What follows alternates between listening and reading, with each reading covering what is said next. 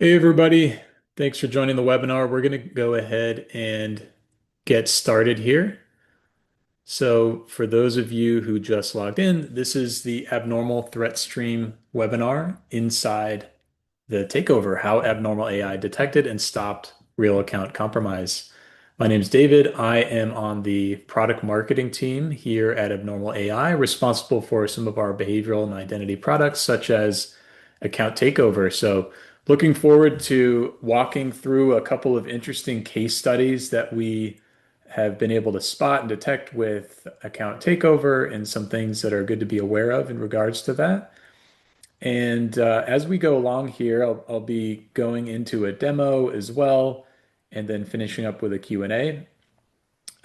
So there is a Q&A box in the Zoom platform. So if you want to ask questions throughout the webinar, there is a section at the end where I'll be able to pull those questions up and I can answer those towards the end. So please feel free to ask any clarifying questions throughout the webinar there.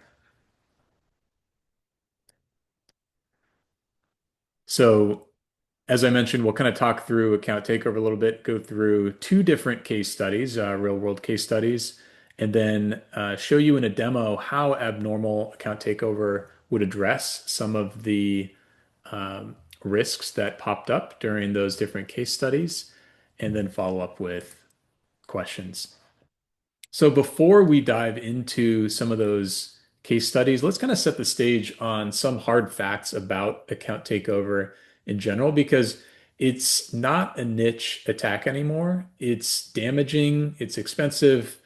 You can find your own metrics if you want, but IBM puts out some kind of average cost of compromised credential attacks of about $4 to $5 million. So that's going to depend on the size of your organization, but it's certainly something that we've seen within potential customers of Abnormal, where people have suffered, major compromises, wire fraud attacks of hundreds of thousands of dollars. And so these things can be very damaging, not only the initial cost, but also figuring out how to remediate the account, detect the account, figure out what other accounts have been compromised. So certainly account takeover is a challenging attack, and it's supercharged the last year or two because of AI. It's now easier for attackers to spin up and scale out really creative identity-based attacks. So, how does a modern account takeover actually look from the SOC perspective? Well, today's account takeover rarely really involves brute force or malware. Most of the time, the attacker just logs in with valid credentials. And from a telemetry standpoint, that's important because authentication looks like it succeeds, and it does succeed. But once inside, the attacker's first objective is not fraud, it's actually persistence and concealment. So we commonly will see attackers create a mailbox rule. They'll suppress security notifications. They'll make changes to forwarding settings. They'll do quiet reconnaissance inside the mailbox, just kind of getting a sense of your organization, your communication patterns, who's responsible for what. And the longer they can kind of quietly hide out and build context and gain information about your environment, the better, and the more damaging an attack that they can ultimately pursue once they have that information. And so only once that groundwork is laid do we typically see the lateral phishing or the financial fraud attempts that do happen that ultimately do result in a financial loss. And so for those trying to detect an account takeover, the key challenge is really that none of the individual actions are inherently malicious on their own. So users create mail rules. Users log in from VPNs. Users travel. These are all normal things that users do. So the question becomes, how do you distinguish a legitimate user behavior from attacker behavior when both are using valid credentials? So we'll dive into a couple of case studies here to kind of highlight this challenge. So let's start with the ADFS targeting. this initial access vector in the campaign was spoofed Active Directory ADFS login pages. If you want to learn more about this attack, we do have a threat report. You can search online targeting Microsoft ADFS abnormal. A threat report will pop up, or in the chat, we can add a link to that specific threat report. It shows you a bunch of details, screenshots, comprehensive information on this. But what happened here is that this attack begins with a phishing email that impersonates IT, and it's usually framed as sort of a routine system update, policy change. It's not overly urgent, not extremely aggressive, just very believable. And when a user clicks the link, they're redirected to a spoofed ADFS login page that visually looks exactly like a legitimate portal. And so from the SOC analyst perspective, what makes this dangerous is the multi-stage workflow here. First, the attacker captures that username and password from that spoofed login page. So they have the login. Second, the page dynamically adapts to the organization's MFA method. So if that's Microsoft Authenticator, Duo, SMS, text authentication, the prompt to the user for the second factor happens. If it's push-based MFA, the page instructs the user to approve the notification. And so the attacker is able to get through those multiple stages. Then the attacker operates kind of in real time here within a 30 to 90 second one-time password window. They replay the credentials and they complete authentication. And again, as the SOC analyst, you might be scrolling through logs and trying to detect something like this. And typically what you would see is you'd get an initial failed login attempt, followed by a successful login once the MFA is satisfied. The authentication is coming from VPN or cloud infrastructure, and technically MFA didn't break, but was in this case socially engineered. And once that access is established, we start to see post-compromise activity, most notably things like mailbox rule creation, designed to hide the evidence of some sort of compromise. So that's kind of an initial case study to a different unique attack that we saw. The second one here, let's walk through this one. In this incident, compromised credentials were used to authenticate through Tencent cloud infrastructure, and it was masked by VPN-based location spoofing. So from a SOC standpoint, it's not automatically a high confidence alert because users do travel, users do use VPNs, and cloud infrastructure can commonly be used. And so a single login that can look explainable. But shortly after authentication, the attacker created an obfuscated mail filter rule with a non-human readable name designed to intercept security alerts and hide malicious activity. Again, it's a strong signal, but still not definitive when you look at it in isolation. And so here's where the detection problem becomes interesting.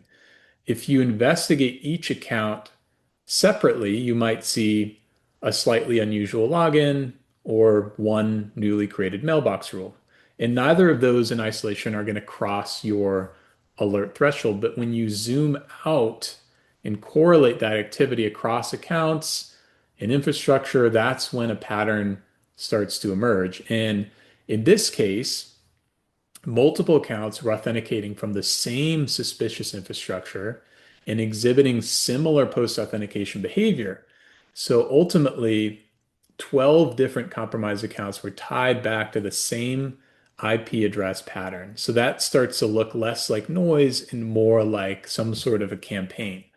And this type of cross-account correlation that security teams traditionally have to hunt for manually or use sophisticated tools, looking at across sign-in logs, IP addresses, mailbox activity to kind of automate that whole process, we built a capability that continuously correlates authentication, telemetry, infrastructure reuse, mailbox manipulation across tenants and time. And that's a capability that we call automated threat hunter. which helps uncover these stealthy account takeovers by connecting multiple weak signals into a comprehensive high confidence account takeover story. And so this capability, we released it last year, this automated threat hunter, and it has actually resulted in a 2 to 3 time increase in the amount of high confidence account takeovers that we've been able to catch in our customer environments. And you can learn more about attacks like these. We have a blog that we put out in November. I think the link will be in the chat if you want to read more about this. But ultimately, these different accounts being compromised could have resulted in massive financial loss, but Abnormal is able to detect these. So I want to show you how we would do that within a live demo here. So I'm going to jump into that. Now, if you're unfamiliar with Abnormal, what we do is we use our API-based setup to ingest millions of signals from different cloud environments, such as your cloud email, different messaging apps, and other cloud sources. And we build a profile of your environment to determine what good looks like, and then use our AI to spot different anomalous events within your environment that look abnormal. And we do that across email security, but also account takeover. And so when you first log into the account takeover page, what you're going to see is, again, because of our API-based infrastructure, we're able to ingest thousands of different identity behavioral signals directly from platforms like Microsoft 365, CrowdStrike, etc. And that gives us deep visibility into user activity. Lots of different raw signals that we're ingesting, authentication events, app activity, different communications between users within your environment. And this ATO dashboard kind of gives you a high level summary of the behavioral analysis that's being performed on all of these different signals across your connected platforms. And these signals are filtered down to reduce noise and provide you with the highest fidelity alerts. So you can see that we're monitoring all these different signals, and they get triaged down into a certain amount of anomalous events. Now, if you got 230 different anomalous events, that sounds like a lot to have to go through and figure out if these are related to account compromises, but we do that automatically for you. So we triage those events down, and ultimately we detect a certain amount of account takeovers that may have happened, and also automatically remediate those for you if you'd like. You can set it to manual or automated remediation.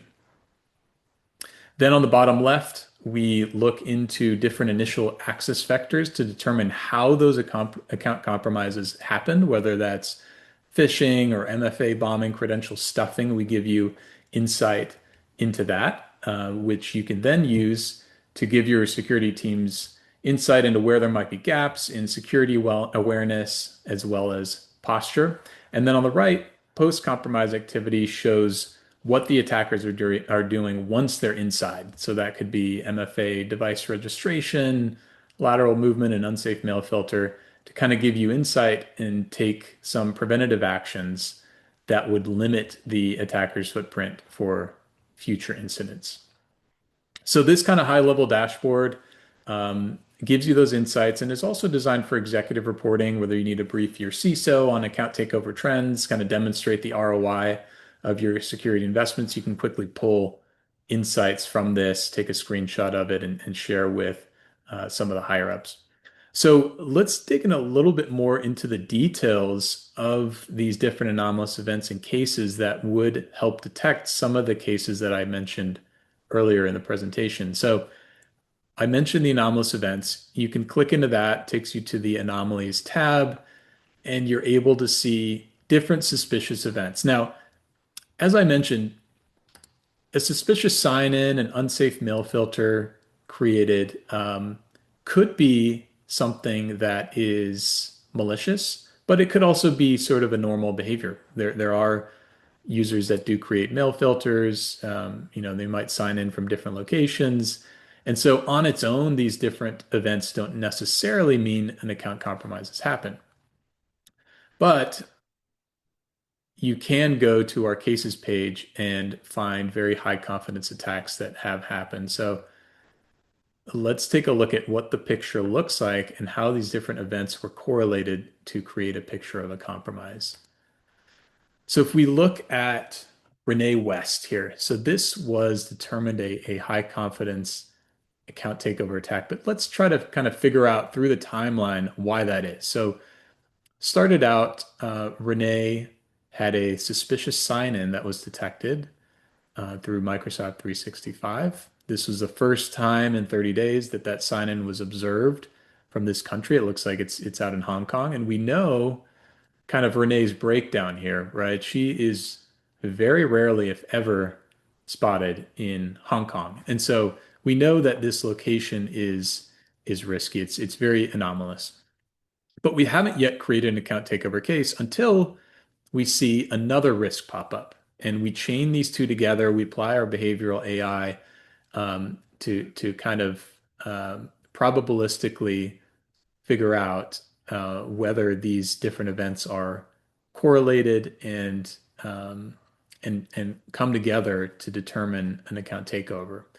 So in this case, we saw not only the initial suspicious sign-in, but consecutive sign-ins between San Francisco and Hong Kong that occurred with an impossible travel time of an hour and 28 minutes. So that is, again, very anomalous. Who's going to travel between those two cities that quickly?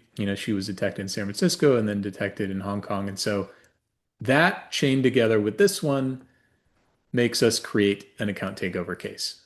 Now, in addition to that, there were some other follow-ups that happened where an unsafe mail filter was created. Again, very anomalous, risky. A suspicious lateral message was then also sent. And so it was determined based on all of these different events chained together. This is definitely a high confidence account takeover attack. And if you have manual remediation, you can click the remediation button up here, or if it's automated, it would have already automated remediated this account. But you can kind of see in the threat log here, this was kind of a lateral message that Renee sent to another recipient. There's all sorts of an analysis that Abnormal can do on this relationship analysis, content analysis on this email that comes through our email platform. But ultimately, that account takeover was very high confidence. And some of those mail filter rules and different events that were detected would have stopped that initial case that we talked about in the presentation. Now let's look at a second case here, which is Audrey Johnson, because what Audrey shows here is actually quite fascinating. So Audrey has some similar things in the timeline here. There was a suspicious sign-in. We also pulled in some CrowdStrike information once the case was created.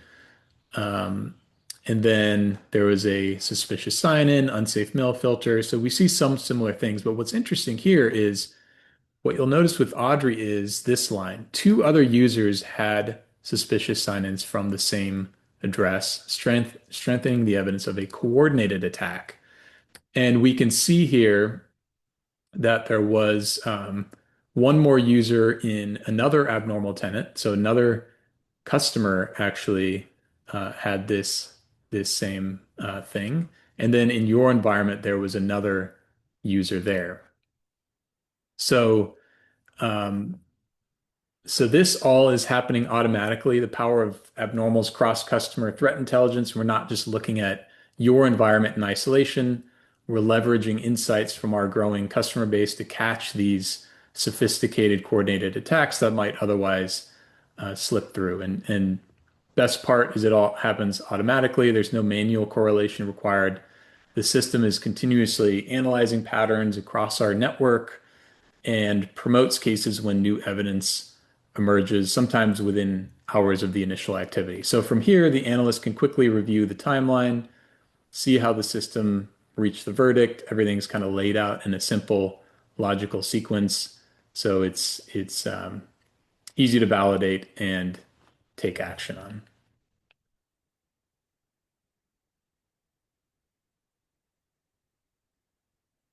All right, so I am going to check the Q&A here to see if we have any questions that came up. So give me 1 second to review that.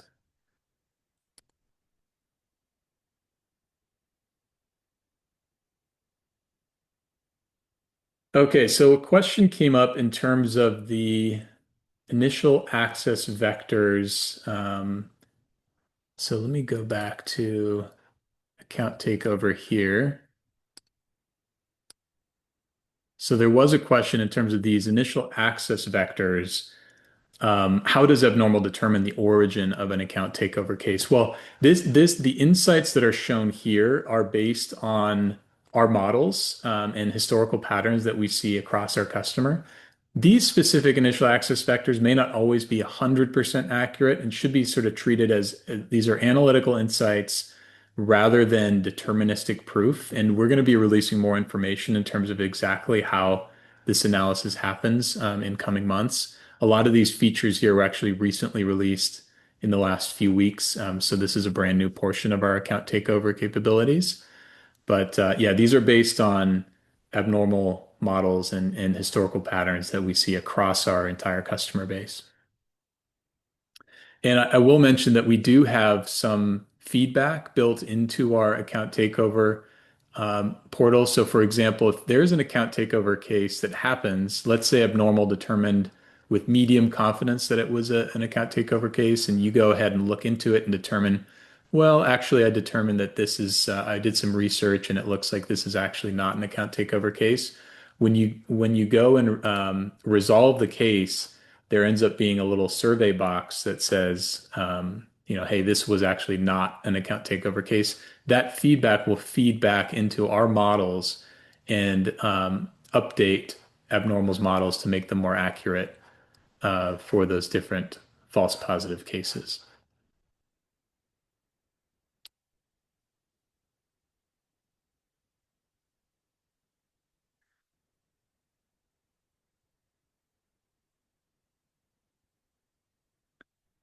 All right. So, kind of closing out here, thanks everybody for joining the webinar and chatting about account takeover. We do have some additional threat stream webinars coming up in the next few months. So, on March 20th, Amanda from my team will be talking about OAuth consent phishing attacks. And then in April, Aaron, who's one of our sales engineers, will be walking through the evolution of Toad in platform weaponization. So be sure to check those out and sign up for those. We've got a link in the chat that you can click on to sign up and be reminded when these webinars are coming up. So thank you everybody for joining. We hope to see you at some of those future webinars.